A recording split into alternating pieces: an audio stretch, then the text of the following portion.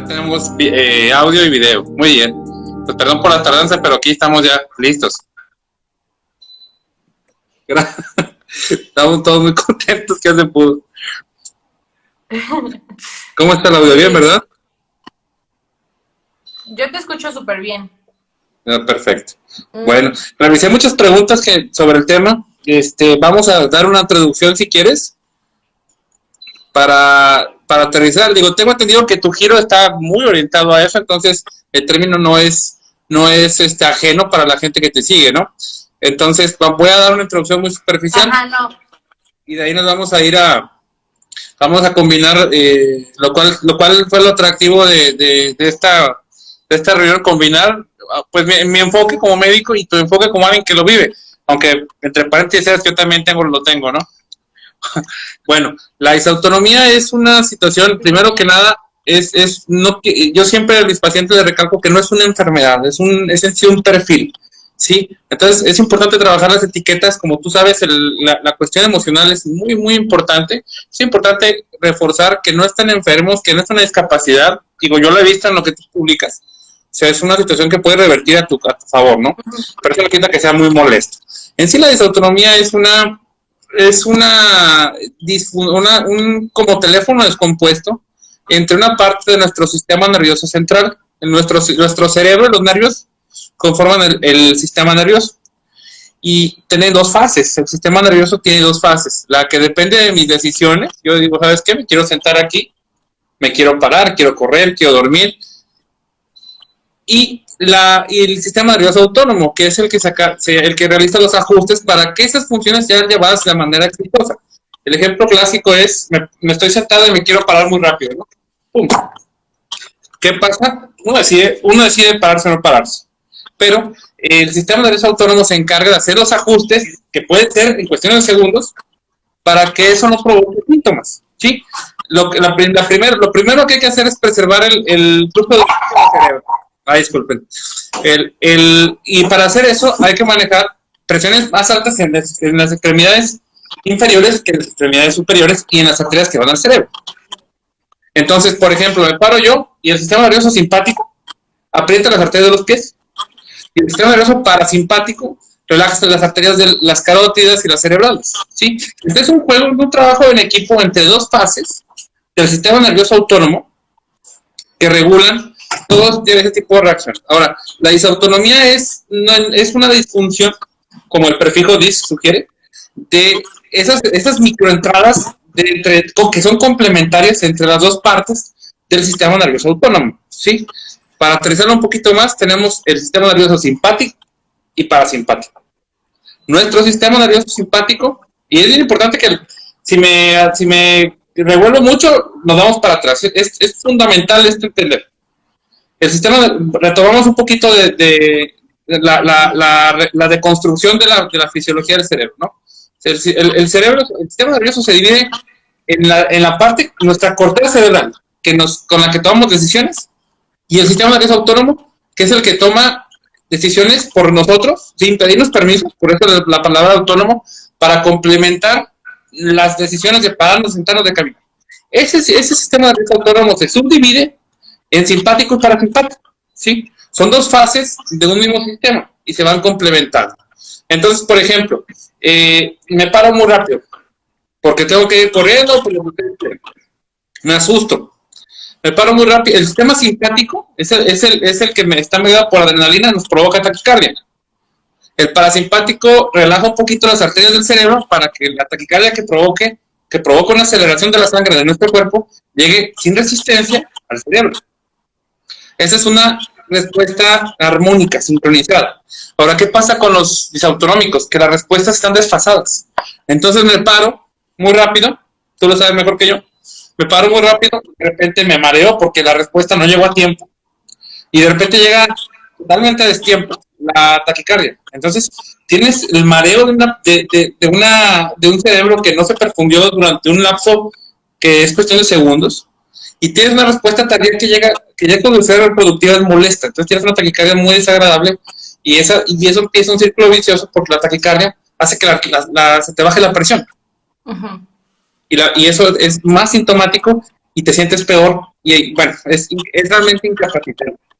Entonces, digo, si los que nos están viendo, es importantísimo que yo siempre a mis pacientes les doy una muy buena clase de fisiología para hablar el mismo idioma. Entonces, si tienen alguna duda o algo, les voy a pedir que me escriban y me detengan en alguna parte donde nos hayamos quedado un poquito inconclusos para seguir y construir con bases firmes.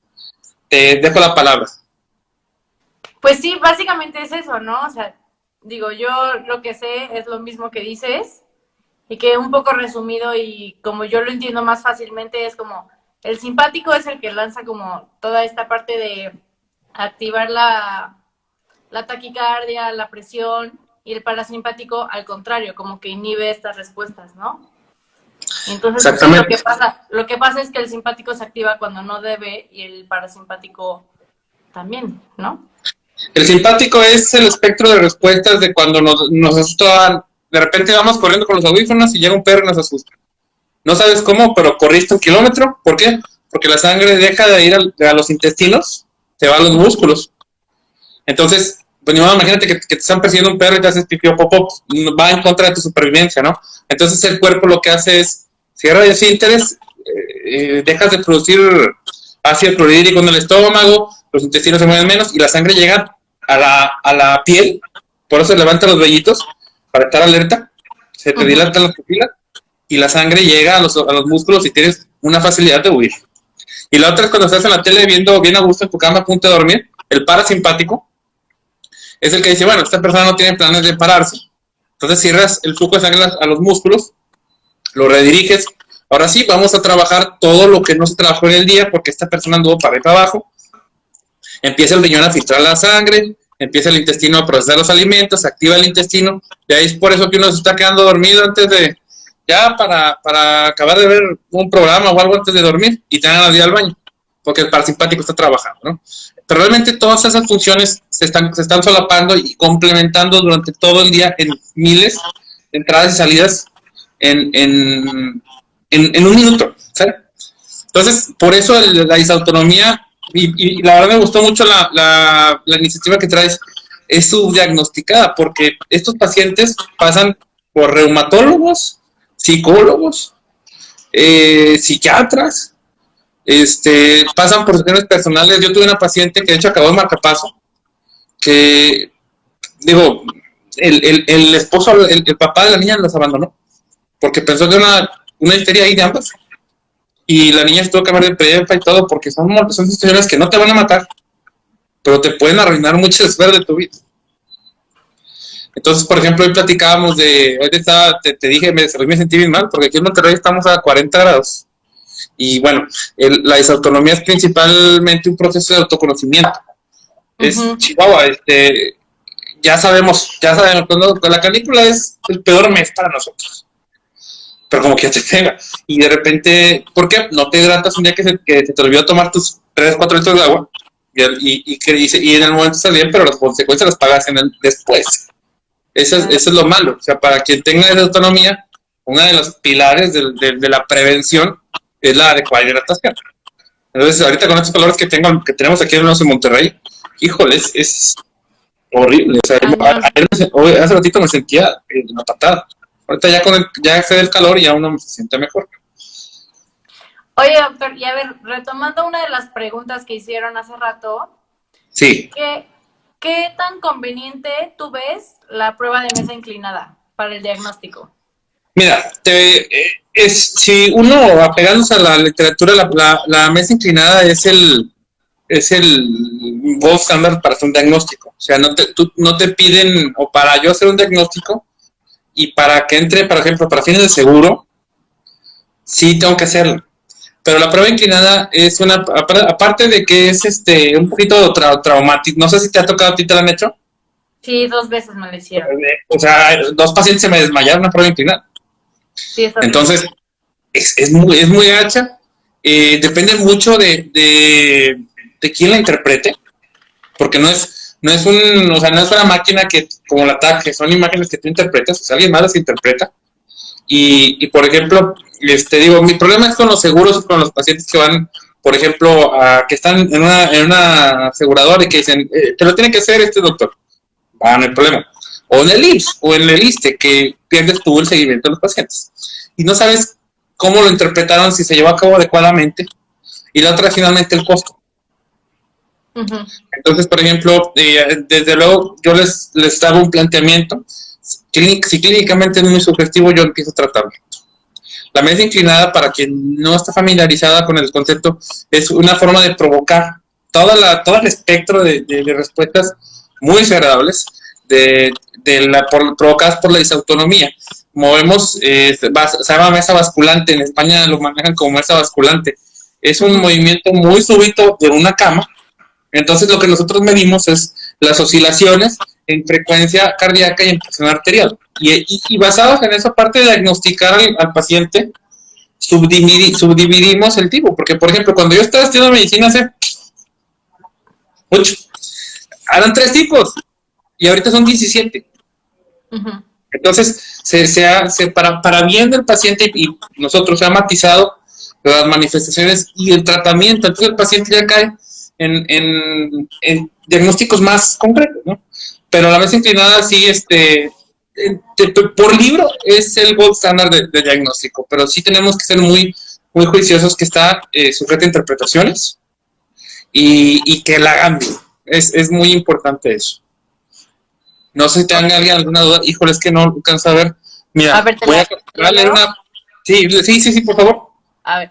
Hola, mi hija la diagnosticaron con Holter, ecocardiograma y electrocardiograma. ¿Es posible que solo con eso la diagnostiquen o tiene que hacerse la prueba de la mesa? Sí es posible, ¿eh? O sea, yo sí soy un poquito como de la vieja guardia. Yo sí me recargo mucho en la clínica, en la evaluación del paciente, en sentarte, y es ahí el reto del doctor, porque escuchar la historia del disautonómico es una historia larga. O sea, por ejemplo, mi fuerte de consultas es el recién nacido con soplo cardíaco. Es una historia, o sea, es un niño de 10 días. ¿Qué historia puede tener? Oye, ¿por qué está aquí? Porque me le detectaron un soplo. Ok, se acabó la historia, ¿no? El disautonómico sí requiere un compromiso extra de nosotros. Es decir, ¿sabes qué? Vamos a sentarnos, vamos a escuchar cómo te descartó algo el reumatólogo, te descartó algo el psiquiatra, el psicólogo, el neurólogo, y te dijeron que sí, te dieron este tratamiento. Entonces, pero finalmente ahí está la clave, en escuchar al paciente, en ver cómo ha reaccionado a todo lo que se ha hecho. Y yo sí, por ejemplo, les manejo a los pacientes la disautonomía como una situación también de descarte.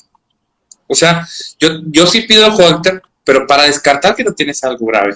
Porque parte de las manifestaciones de la disautonomía recaen en alteraciones en el ritmo cardíaco o en arritmias. Entonces, es importante para mí decirte, ¿sabes qué? No tienes arritmias como una enfermedad primaria del corazón. Y esta arritmia que estás manifestándome es secundaria a la disautonomía. Es la razón por la que uno solicita estudios también del ecocardiograma. Tenemos que descartar que hay una alteración estructural que nos está dando esa sintomatología, y ya con toda la batería de laboratorios normales, ahora sí me voy de lleno a la disautonomía. Y yo sí lo voy a decir, te lo digo con confianza y honestamente, yo sí me paso por el arco del triunfo la mesa inclinada si el paciente me da argumentos clínicos sólidos. Ok. Ya tuve ahí en una sesión me crucifican, pero la verdad es que es ser operativo, es ser práctico, es querer resolver al paciente de alguna manera un poquito más rápido las cosas. Sí, que es justo aquí lo que nos dice Sofi, que su cardiólogo no se la quiso hacer y a ella la diagnosticaron con ecocardiograma, electro, y le tomaron la presión en diferentes posiciones. Esa es una forma en la que uno se adapta y más o menos, digo, no es lo mismo, pero de alguna manera eso ayuda a evaluar un poquito la respuesta a las posiciones, ¿no? Es una súper buena medida y se está haciendo bien las cosas con ese paciente. Sí, y a ver, aquí preguntan, ¿es necesario un neurólogo para ver qué pasa en el cerebro o solo con los estudios que ya mencionamos? No, yo creo que no es necesario. No es necesario. Yo solo pediría la intervención del neurólogo para descartar que, por ejemplo, la mayoría de los pacientes de disautonomía llegan con el síncope o desmayo, ¿no? Ese es el 50, 60%. Pero con un poquito de experiencia y de nuevo, poniendo atención a la evolución de los síntomas y cómo el paciente llegó al desmayo, tú sabes si es epilepsia o no es epilepsia. Por ejemplo, si un pacientito se nos... La versión más anecdótica de la epilepsia donde el paciente convulsiona, pues ahí sí no hay problema, ¿no? Pero está la crisis de ausencia, que es una epilepsia donde el cerebrito se apaga. Ahí sí puede haber un poquito de dudas a la hora de evaluar al paciente. Y de plano, si tienes dudas, si está muy gris la línea entre una y otra, sí puedes pedir la participación de un neurólogo, pero de rutina no se debe de pedir, ¿eh? O sea, tú lo sabes, la disautonomía es muy noble a la hora de rendirte cuentas. O sea, si tú te cuidas y tú ahorita los encadenantes, no te va a pasar nada. O sea, ¿por qué me sentí mal hoy? Porque me tomé 5 tazas de café, porque se me fue el avión. Yo sé que mi límite de tazas es 4, ya me conozco.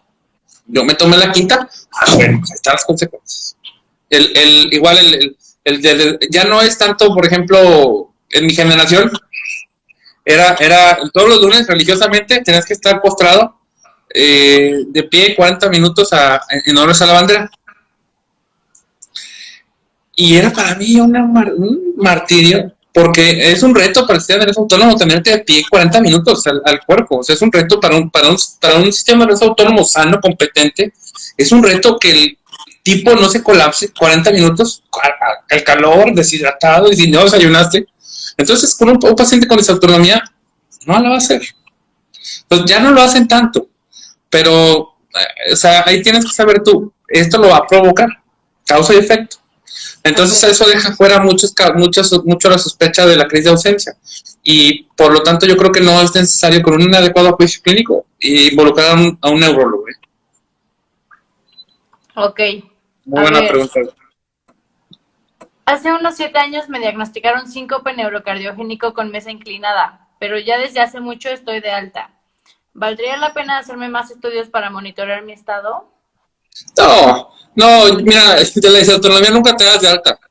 Es algo que vive en ti, y eso es una forma de entender que no de bajarte el ánimo, ¿no? O sea, sí, creo que sí debe tener seguimiento, pero debemos de entender que la disautonomía vive, o sea, va a estar con nosotros. Para bien y para mal no es una enfermedad. Para bien, porque uno puede hacer la mayoría de sus cosas sin broncas, y para mal, porque nunca te van a curar. O sea, siempre va a estar ahí. Y de repente por meses ni te acuerdas, y de repente te desmayas, te estresas, te desvelas, o una situación de estrés muy emocional muy importante, por los pacientitos que de repente los ven en secundaria y se les da muy bien con tratamiento, se pierden y luego entran en prepa, que prepa la verdad es una de las etapas con más carga emocional en la vida, aunque parezca que no. Y otra vez se me recae, ¿no? Entonces ahí es donde dices tú, el punto aquí es el punto es también educar al paciente de que sigue. Y te voy a decir una cosa, ahí sí yo veo mucha diferencia entre los primeros pacientes que yo vi hace 6 años y los pacientes a los que empieza el seguimiento ahorita. O sea, uno también como médico va mejorando la forma de hacer las cosas y de planear las cosas. Entonces, están regresando los que di de alta erróneamente, o sabiendo que ya estaban controlados, y regresan muy asustados 3, 4 años después. Ya ahorita les digo, mira, ¿sabes qué? Con esto vamos a vivir. Tenemos que dormir bien, comer bien, consumir proteínas, sodio altos, y nos va muy bien. Si no lo hacemos, no va a pasar nada. Y si lo hacemos, el cuerpo nos va a cobrar factura. Claro. Por ejemplo, a mí me choca no poder leer en los vuelos en aviones o en el carro, no puedo ni ver el teléfono cuando lo voy manejando. El disautonómico tiene un problema latente como de vértigo. No podemos tenemos que estar viendo la ventana como perros, porque si no nos vamos a marear. Porque, o sea, puede ser peor, pero tenemos que conocernos. Claro. A ver, y preguntan, ¿es normal que yo tenga temblores, sacudidas o rigidez durante un episodio? No. O sea, es parte, no se sale de lo esperado con un paciente con disautonomía, ¿no? Pero significa, eso pudiera ser, por ejemplo, cuestiones de hipoglicemia, de que nos baja el azúcar de repente mira, así debo estar los autonómicos tomando agua todo el día. Uno de los tantos detallitos con la disautonomía es que la regulación del páncreas, del azúcar, a veces es un poquito como retrasada, así como les hablábamos de un retraso entre las entradas y las salidas de los sistemas simpático y parasimpático. La insulina que secreta el páncreas es el órgano dentro del abdomen que está regulando que nuestro nivel de azúcar en la sangre sea ni muy bajo ni muy alto. Entonces el paciente autonómico tiene tendencia a la hipoglicemia. Por eso de repente, y cuando le baja el azúcar, ahí entra un círculo vicioso donde la hipoglicemia provocada por la disautonomía genera una descarga aguda, rápida, para rescatar al cerebro de adrenalina. Y la adrenalina se genera esa sensación de ansiedad, de temblor, y te provoca más síntomas. Por eso es importante no llegar a esa estancia, o sea, nunca dejar, parte del tratamiento es 5 tiempos de comida, nunca llegar a tener hambre, nunca someter al cuerpo a ese estado de hipoglicemia que obligue al cerebro a entrar agresivamente con adrenalina, con el sistema simpático, que es parte del sistema nervioso autónomo, ¿no? La clave en la disautonomía es la prevención. Esa es la clave. Okay. Espero poder haber contestado. Sí, y aquí Mariana, que es con la que comparto la página, pone que ella sí cree que es necesario una evaluación integral de cardiólogo y neurólogo, porque no es una condición exclusiva del corazón. Pero no hay tratamiento, o sea, bueno, no está de más, pero el neurólogo no tiene tratamiento para la disautonomía. O sea, el tratamiento es beta-bloqueo, o sea, es manejar las respuestas del sistema cardiovascular. O sea, está bien, no te puedo decir que no, pero el neurólogo solo te va a decir si sigue con el tratamiento, o no es. Da todo un electroencefalograma para descartar arritmias. O sea, podríamos decir que un neurólogo podría ser útil si sufrimos este tipo de convulsiones o de crisis de ausencia y este tipo de situaciones que involucren más al cerebro. Sí, te voy a dar una respuesta experiosa satisfactoria. Yo tuve un paciente que era una de las, pues no, debe ser el tipo más agresivo de disautonomía que he tenido, donde tuvimos que hacer ablación del ganglio simpático, de uno de los ganglios simpáticos. O sea, ahí sí trabajamos un radiólogo, un neurólogo y yo como cardiólogo. Sí, o sea, de alguna manera a lo mejor el abordaje sí te puede complementar, pero el tratamiento y el espectro clínico de manifestaciones está prácticamente circunscrito al sistema cardiovascular. Entonces, si el neurólogo te dice, oye, ¿sabes qué? No, efectivamente esa autonomía, no hay, a menos que sea un caso muy grave que amerite, por ejemplo, hacer una ablación de los nervios, no tiene realmente intervención. Cuando intervienen los neurólogos, cuando el caso del plano se sale de control, es cuando las arritmias son tan agresivas. Para eso uno debe de estar pendiente para que no llegue a esa instancia, que provoquen eventos donde la sangre deja de llegar al cerebro y el cerebro desarrolla un tipo de epilepsia porque se van formando cicatrices donde la sangre no llegó al cerebro. Ok. Ahí sí, pero si un paciente mío llega a esa instancia, pues de plano, no sé qué estoy haciendo.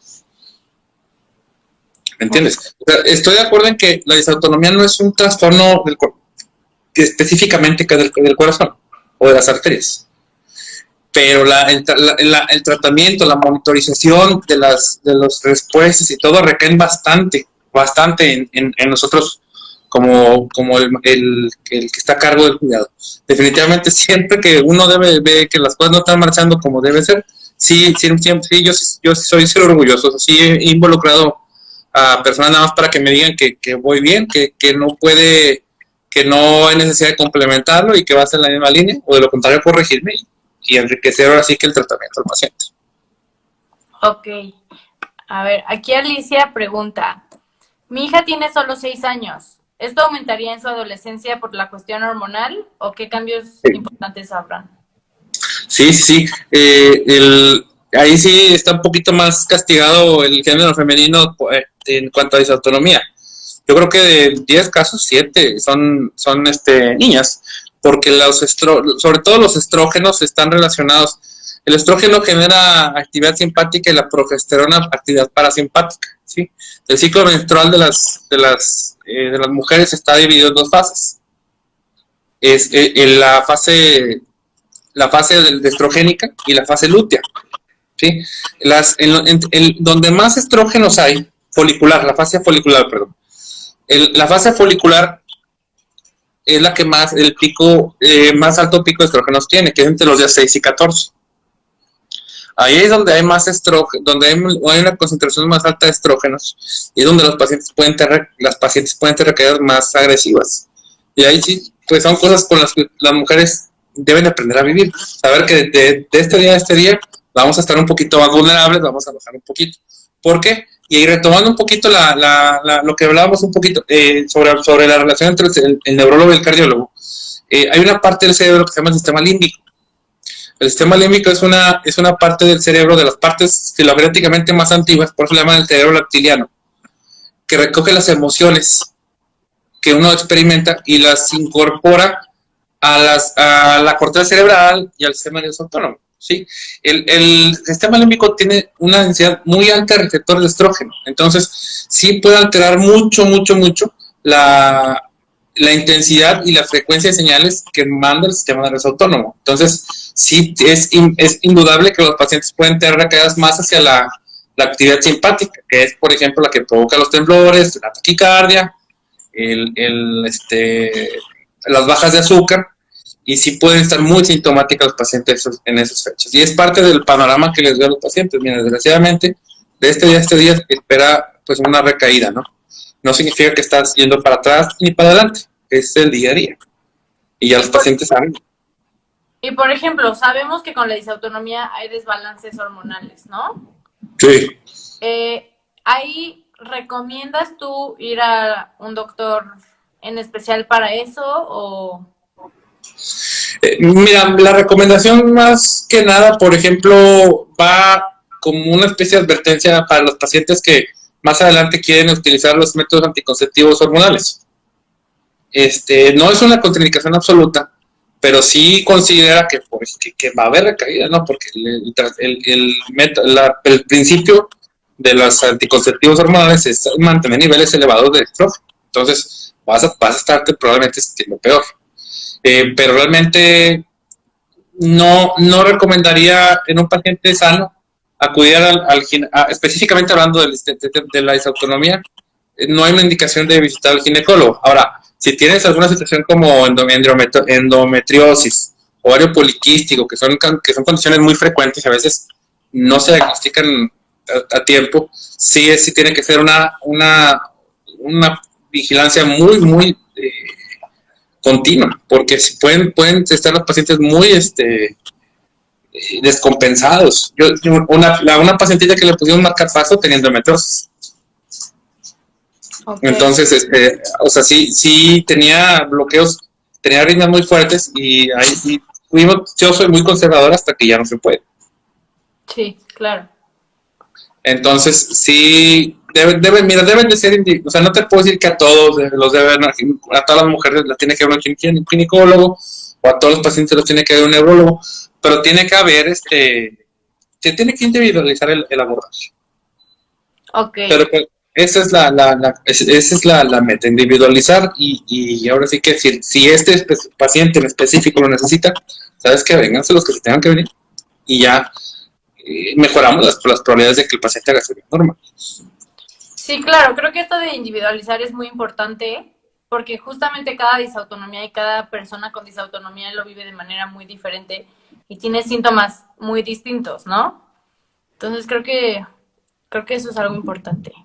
A ver, yo estoy teniendo una crisis cada semana, cada vez han sido más fuertes las crisis y la fatiga y el cansancio no me dejan hacer ejercicio ni hacer nada a pesar del tratamiento.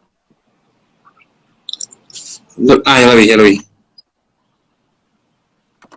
Mira, en ese tipo de casos hay que revisar, por ejemplo, si ahí hay que valorar, por ejemplo, los marcapasos, las ablaciones del sistema nervioso simpático, porque si el tratamiento convencional fracasa, hay que evaluar y sentarse a ver si se está cumpliendo bien. La mayoría de las veces el paciente lo cumple porque no quiere estar mal. La mayoría de las veces el paciente hace las cosas como debe ser. Generalmente, cuando ya de alguna manera, o de alguna forma ya se trató de cubrir todo el espectro de tratamientos, llamémoslos no intervencionistas, sí hay que considerar un marcapaso o la ablación de los nervios que están sobreexcitados, ¿no? Entonces, generalmente son procedimientos que les van muy bien, no son tan agresivos como los pacientes piensan y les cambian la vida a los pacientes. Ahí sí te recomendaría una visita para considerar un tratamiento un poquito más agresivo y ver qué parte te está provocando los síntomas, porque pueden ser arritmias en el corazón, pueden ser taquicardias que se salen de la norma sin tener patrones eléctricos anormales. La intensidad hace que digas, tú sabes que el paciente no puede seguir con su vida. O por ejemplo, si el corazón empieza a bloquearse,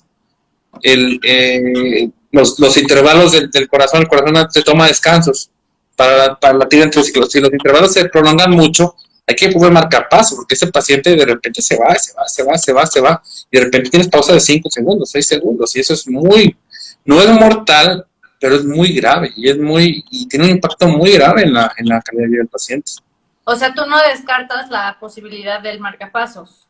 Sí, o sea, tendría que ver los estudios, pero en varios pacientes está la necesidad de una intervención más allá del medicamento, está subestimada.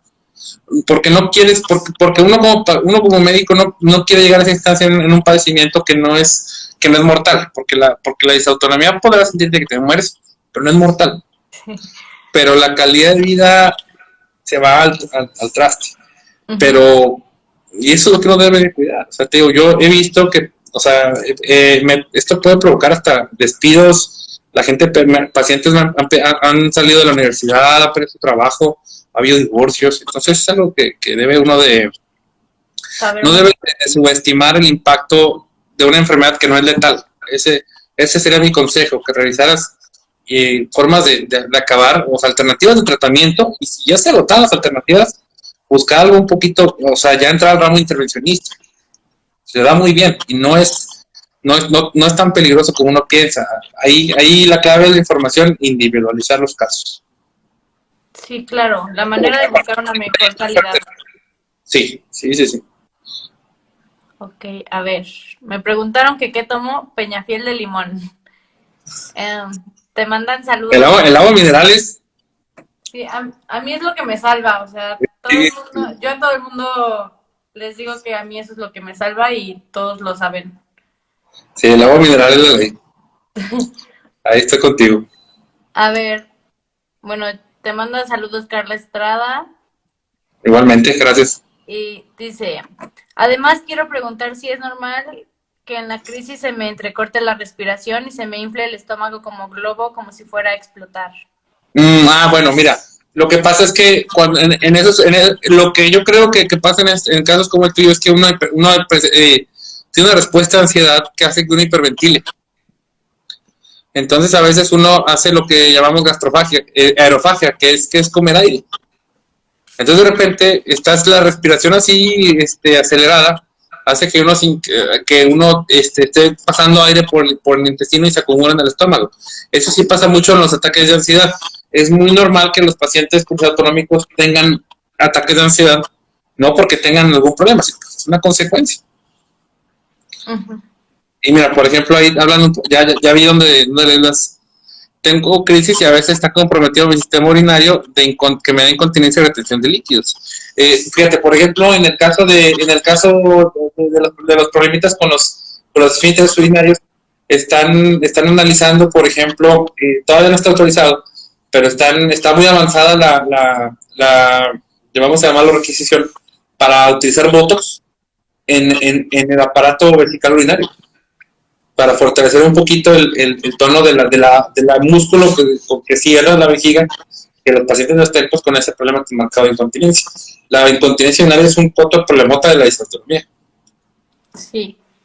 A ver, y pregunta Dani, al despertar tengo temblores, ¿es normal? No es normal. no es normal, vale la pena revisar eso, porque no todos los temblores y no todas las taquicardias son por desautonomía, ¿eh? A veces es muy fácil como aventar el espectro de datos clínicos en disautonomía, pero no todos son eso, ¿eh? Digo, lo que sí hay que cuidar, por ejemplo, es que después de un periodo prolongado de ayuno, el paciente se pueda sentir mal, porque estamos, o sea, dormido tú no comes, no gastas calorías, pero no consumes. Entonces, sí es importante que el desayuno, porque es la mitad del tratamiento.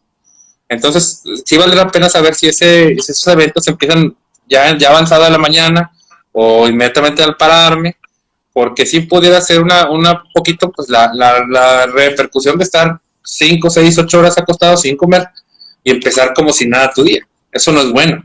Debemos de empezar, lo primero del día del autonómico es un desayuno bastante bien cargado de calorías, de una buena asesoría por nutrición, cosa que también vale la pena tocarlo. Ese sí, en sí es un tema, la nutrición del disautonómico.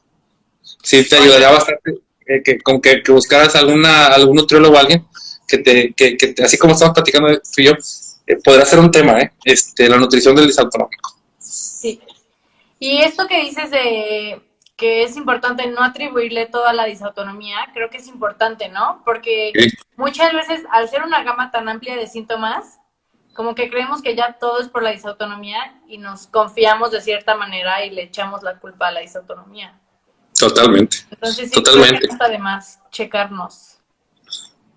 Por eso sí, a lo mejor sí vale la pena en casitos que son un poco ambiguos, sí involucrar a neurólogo, o sea, o a gine, o sea, porque a veces uno incluso puede estar en un tren de que es autonomía y uno puede equivocar, ¿no? Entonces, si los casos son así dudosos, es recomendable de entrada, o sea, involucrar a un neurólogo para que te diga, ¿sabes qué? No es en mi campo, síguele así. Ah, perfecto. Cuando no embonan así los datos clínicos en el espectro de la disautonomía, sí uno tiene que ser muy cuidadoso de no estar retrasando el diagnóstico de algo. Sí, claro. Está, por ejemplo, la enfermedad esta de Stephen Hawking, perdón. La esclerosis empieza con una disautonomía severa, porque el problema empieza en los nervios. Uh-huh. Entonces, ahí sí, por ejemplo, le doy entrada al comentario hace rato, de hasta cuándo involucrar a un neurólogo. Es que sí acabas tú involucrando al neurólogo siempre y cuando los síntomas no se controlen, con donde salgan tantito de la media, sí es importante buscar al neurólogo, porque hay varios padecimientos que son neurodegenerativos que empiezan con problemas de autonomía. Uh-huh. También eso, la respuesta al paciente, eso me da bastante la razón o me exige que involucre o que reconsidere mi diagnóstico con el tiempo. Si un paciente no responde en un mes, 2 meses, vuelves a plantear el caso y vuelves a ver a lo mejor ceros, a ver qué le faltó. Y en esa sí, claro que puede entrar un neurólogo. Es la segunda especialidad que puede ver este tipo de cosas. Eso sí es muy cierto. Claro. A ver, y dicen, con lo que mencionas de la hipoglicemia, ¿recomendarías a un disautónomo inclinarse a consumir en mayor cantidad ciertos grupos de alimentos respecto a lo que conocemos como una dieta balanceada? Sí, no, necesitas, yo siempre le pido a mis pacientes que vayan con un nutriólogo clínico.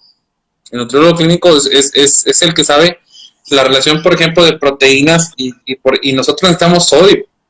Por eso el agua mineral te cae muy bien, porque no nomás necesitamos agua, necesitamos sodio. Uh-huh. Entonces, no nomás es echarle sal a los tacos o a la ensalada, o sea, debe ser un aporte calculado, tanto de proteínas como de sodio. Precisamente, y ahí sí le pido siempre, te digo, a una nutrióloga clínica que nos ayude. ¿Sabes qué? Este es su tratamiento, este es el grado de repercusión que tienes. Ahora ve con un nutriólogo clínico que te ajuste en la dieta. La dieta es igual lo más importante que el tratamiento farmacológico. De plano. Okay. Ese es fundamental.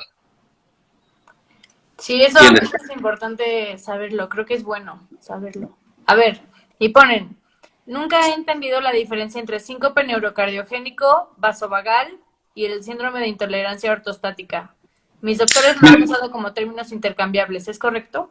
Sí, sí, o sea, hablar de síncope vasovagal puede ser, lo puede presentar una persona que no tiene esa autonomía. Un síncope vasovagal puede ser provocado por una maniobra, por ejemplo, la gente ya mayor que tiene estreñimiento, presenta sin ser propiamente disautonómicos, a la hora de ir al baño, presentan un síncope que es por el aumento de la presión abdominal, y eso genera lo que llamamos una maniobra vagal, y se nos desmayan, sin ser propiamente disautonómicos. No creo que sean intercambiables, pero de alguna manera son varias formas de ver un evento, ¿sí? O sea, la disautonomía provoca el síncope vasovagal, pero el síncope vasovagal no es la única manifestación de la disautonomía. Okay. Son consecuencias más que... Y por ejemplo, la intolerancia ortostática es como cuando estamos mucho tiempo parados, ¿no?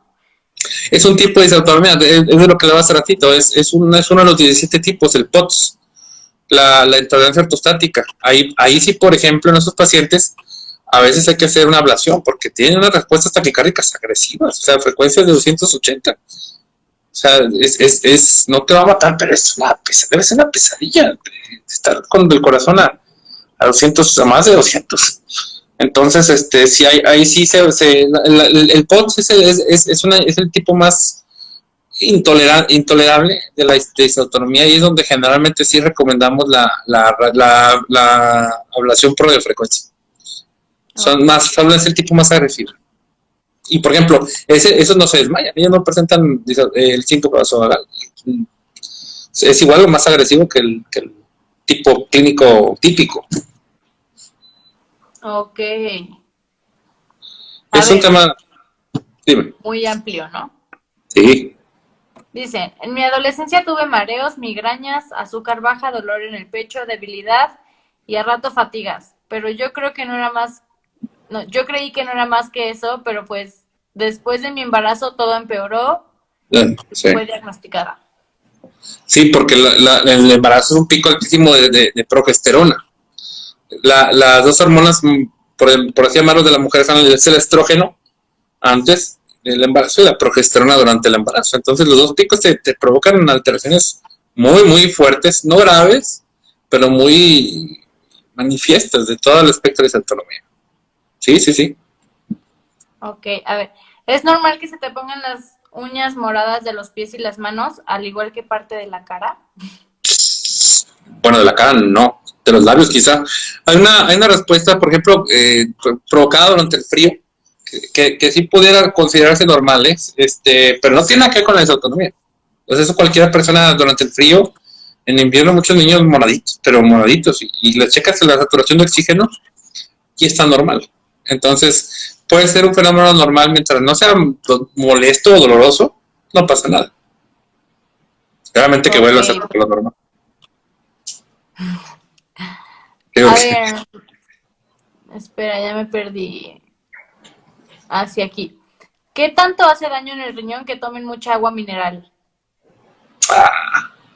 Nos tienen que arruinar la fiesta. No, mira, no puedes tú tomar nada más agua mineral, pero no, o sea, un consumo normal, por ejemplo una diaria, no te puede provocar problemita del riñón, a lo mejor exagerarlo, y al final es bien difícil ponderar qué tanto puede inferir, porque tú puedes tener una vida de tomar agua mineral y no te pasa nada, y puedes tomar 2, 3 tomas y desarrollas un cálculo renal. Yo lo considero un factor leve. O sea, por ejemplo, ahorita con el coronavirus, a ver si nos censuran el video, la gente le dio por tomar vitamina C. No sé por qué, no, sí sé por qué. Porque la gente se especulaba con que los protegía. La cosa es que la vitamina C está como preparada en oxalato de calcio. Y el oxalato de calcio es un súper desencadenante de cálculos en el riñón. Y vino una oleada de cálculos en el riñón a raíz de eso. Ahí sí, por ejemplo, está muy establecido el daño. El agua mineral es muy... Y aparte depende cuál. Hay que ver la concentración de minerales. Por ejemplo, la Topo Chico está muy relajada, es la que yo tomo. Es la que y tiene como una proporción de minerales muy baja. Ahí Ok. sí, la verdad, yo creo que un nutriólogo nos podría ayudar bastante. Te digo que ese es el que debe de buscar ahora. Sí, sí estamos en eso, es que sí hemos traído varios especialistas, entonces sí lo voy a platicar con Mariana. Va a A estar ver, súper padre. ¿hay otro examen especializado para la disautonomía aparte de la mesa basculante? Pues es lo que ya hablamos, ¿no? Del Holter y eso. Sí, no hay los otros estudios se hacen para descartar, más que para diagnosticar. La mesa inclinada es el gold, o sea, así, por libro, es el gold standard, la mesa inclinada. Ok. A ver, y ponen, hola, yo soy de Chile y acá andamos en invierno, pero yo ando con la presión 8.4 normalmente. Supongo que así se mide ya, no sé. No, Pero me da hombre, mucho, rápido. me da mucho sudor. ¿Es parte de la disautonomía? Sí, Ah, sí, hay gente, sí, yo también. Sí es parte, desgraciadamente. Hay gente que se hace una ablación de los nervios para que genere sudor tanto en las axilas como en las manos, para no sudar porque estás escribiendo y la pluma se resbala. sí. Digo, para mí no es algo así tan grave, ¿no? Pero habrá gente que por cuestiones ocupacionales, pues sí sea algo que quieran cambiar. Entonces, son formas de mejorar la calidad de vida, más que hacer un diagnóstico o salvarte la vida, ¿no? Entonces uno tiene que hacer ahí la ponderación por individualmente. Te agradecen. Doctor, mi nena ha estado muy bien gracias a su diagnóstico oportuno y sigue realizando el tiro con arco y taekwondo a alto rendimiento. Creo que ya sé quién es. Generalmente los pacientes con disautonomía son bien listos. Súper Qué bien. bueno. A Mira, ver, estaba en la oscuridad, no lo sabía. dice, saludos, doctor. Mi niño de 9 años es disautónomo. ¿El exceso de sal le puede provocar pies y manos adormecidas? No, no, eso ya son datos muy específicos que deberían de ver, porque, por ejemplo, lo único que pudiera provocar ese entumecimiento o hormigueo de las manos es la hiperventilación, que es la ansiedad que provoca la disautonomía. Pero Ok. fuera de ahí, es lo que hablamos ahorita, ya llega un momento en que a todos le quieren atribuir la disautonomía. Ujú. Entonces, consideremos una valoración antes de hacer ese tipo de conjeturas. Y eso del adormecimiento, ¿con quién se puede ver? Porque, por ejemplo, a mí se me duermen muchísimo las piernas y de repente como las manos y los brazos. Pero por posiciones, Pues, o sea, igual y estoy sentada, o sea, como que sí, igual y son las posiciones, pero sí se me duermen muy seguido. un angiólogo. Los angiólogos son los que revisan las arterias y las venas así con el Doppler y ven que si hay un problemita en el flujo de sangre. Esa sería mi recomendación. Ok, perfecto, Angiólogo. perfecto. A ver, ¿es normal que la disautonomía cause dolores y más con el frío? No, no, el frío es el mejor. El disautonómico es feliz en el frío. Si yo pudiera me iba a Alaska. No, ahí sí, casi te descarto disautonomía. Con esa descripción casi te descarto disautonomía. A ver, aquí un doctor pone, por lo menos 10 gramos de cloruro de sodio, sal, al día. Sí, sí, eso es muy cierto, ¿eh? Sí, eso está súper bien. Yo sí les pido a los pacientes que, o les explico que es una de las poquitas causas en las que el consumo de sal está recomendado, ¿no? Generalmente uno recomienda por hipertensión y todo restringir la sal, pero en la disautonomía necesitamos tomar agua y ingerir sal. Yo eso se los dejo bastante a los nutriólogos. ¿Sabes qué? Mira, para este paciente necesitamos esta cantidad de sodio y ven ellos ya alternativas de incorporarlo a través de la dieta. Ok, sí, a ver, un doctor me recomendó no tener hijos por el riesgo de pérdida o de activar las crisis. Otros me han dicho que no pasa nada, ¿debería preocuparme? No. Puedes tener hijos. Sí, no, o sea, si no puedes tener hijos, reconsideren el diagnóstico, pero la autonomía no te puede provocar abortos. No. Ok, ok. A ver, un escalofrío repentino y un calor que te invade el cuerpo parece con fiebre. Espera, ¿qué? ¿Qué? Parece confiar. A ver, un escalofrío repentino y un calor que te invade el cuerpo, pareces con fiebre, ¿es parte de la disautonomía? No, hombre, está enamorada. No. Es decir, ni da fiebre, ni esos datos clínicos sugieren disautonomía. Es que hay perdón, hay muchas alternativas. O sea, mira, por ejemplo, preguntan que si se puede confundir fibromialgia con disautonomía. Puedes tener las dos, pero sí se confunden mucho. O sea, hay muchos diagnósticos diferenciales, o sea que nos podemos confundir con 3, 4 síntomas o signos que nos dan las mismas. La verdad es que un ataque de ansiedad es indistinguible de una crisis de disautonomía. La fibromialgia es crónica y se puede confundir mucho. Hay muchas partes en las que coinciden los síntomas. Entonces, ahí sí volvemos a lo mismo. Hay que saber involucrar a especialistas cuando se necesitan.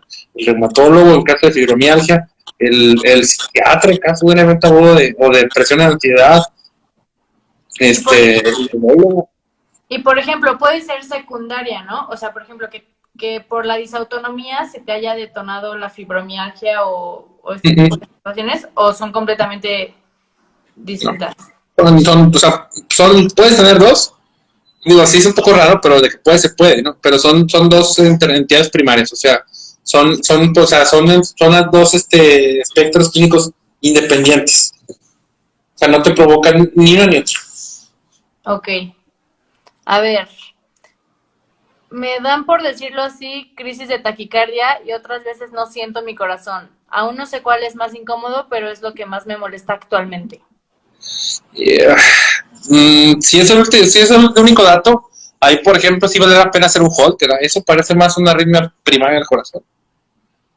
Es donde uno tiene que ser muy juicioso, porque la disautonomía es sistémica. O sea, te afecta a varios órganos, no nomás la taquicardia.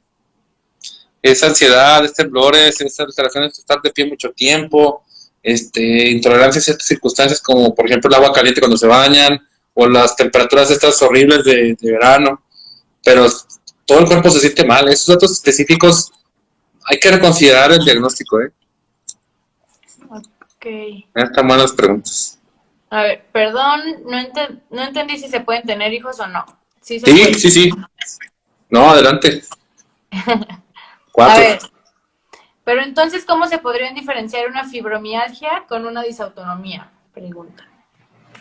La disautonomía tiene más repercusión en lo cardiovascular.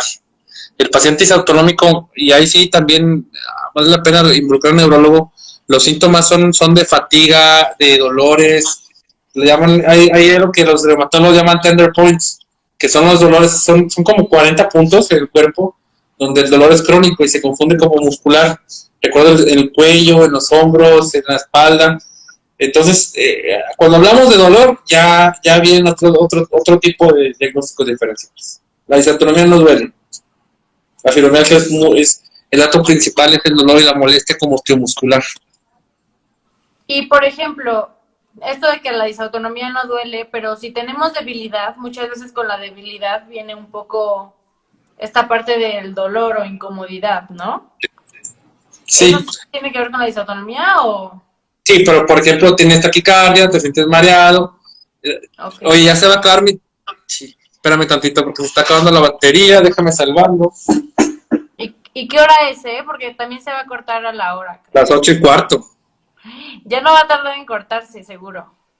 Bueno, pues la podemos cerrar porque no tengo carga, no tengo dónde cargar el teléfono. Pues se nos fue una hora. Estuvo bien. muy padre, me encantó. Sí, a mí también. Y pues quedaron varias preguntas pendientes, pero a ver si luego las respondemos ya sea en tu cuenta o en esta cuenta o vemos si hacemos otra. Ya se fue el doctor, estoy segura. A ver, ya se trabó. Pero seguramente ya se le acabó la pila al doctor, pero quedaron varias preguntas pendientes. Entonces, pues vamos a dejar guardado el live.